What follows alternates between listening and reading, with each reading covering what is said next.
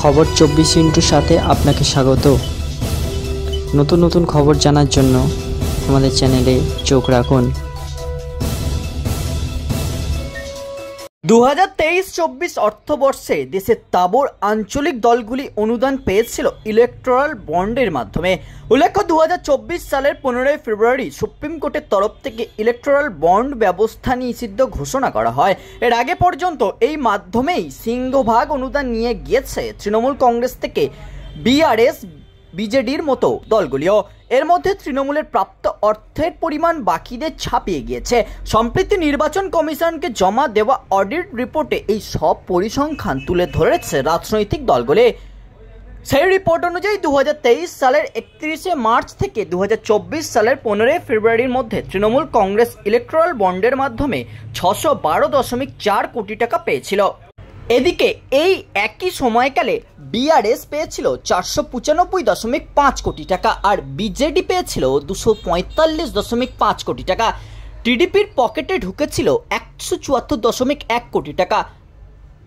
ওয়াইএসআইয়ের কংগ্রেস পার্টির অ্যাকাউন্টে ঢোকে 121.5 কোটি টাকা। ডিএমকে পায় 60 কোটি টাকা এবং জেএমএম পায় 11.5 কোটি টাকা। এছাড়া সিকিম ডেমোক্রেটিক ফ্রন্টের অ্যাকাউন্টে ইলেকট্রাল বন্ডের মাধ্যমে এসেছিল 5.5 কোটি টাকা। এদিকে দেখা গিয়েছে তৃণমূল কংগ্রেসের মোট উপার্জনের 95% এসেছিল ইলেকট্রাল বন্ডের মাধ্যমে। এদিকে বিআরএস এর মোট আয়ের 72% আসে ইলেকট্রাল বন্ডে। বিজেডির মোট অনুদানের 82% ইলেকট্রাল বন্ডের। টিডিপির আয়ের 61% ইলেকট্রাল বন্ডের। ওয়াইএসআরসিপির 64% আয় ইলেকট্রাল বন্ডে। জেএমএম এর 73% আয় ইলেকট্রাল বন্ডে। এছাড়া ডিএমকের আয় মাত্র 33% ইলেকট্রাল বন্ডে।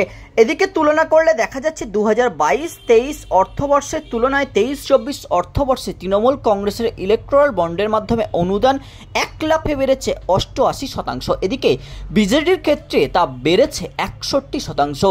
ওয়াইএসআরসিপির ক্ষেত্রে তা 133% বৃদ্ধি পেয়েছে। এদিকে টিডিপির বন্ড আয় বেড়েছিল 412%। জেএমএম এর ক্ষেত্রে তা 855%। তবে ডিএমকের ইলেকট্রাল বন্ডের আয়ের পরিমাণ 67% কমে যায়। বিআরএস এর বন্ড অনুদানে কমে গিয়েছে 6.3%। অপরদিকে 2023-24 অর্থবর্ষে জাতীয় পার্টিগুলির মধ্যে আম আদমি পার্টির পকেটে ইলেকট্রাল বন্ডের মাধ্যমে ঢুকেছে 10.1 কোটি টাকা, যা তাদের মোট আয়ের 44%। আম আদমি পার্টির মোট আয় ছিল 22.7 কোটি টাকা। এছাড়া সিপিএম অনুদান পেয়েছিল 16.8 লক্ষ টাকা। এনপিপি পেয়েছিল 22.4 লক্ষ টাকা এবং বিএফসি পেয়েছিল 64.8 কোটি টাকা। এদিকে সিপিআই অনুদান বাবদ মোট আয় করেছে 19.5 কোটি টাকা। রিপোর্ট খবর 24/7।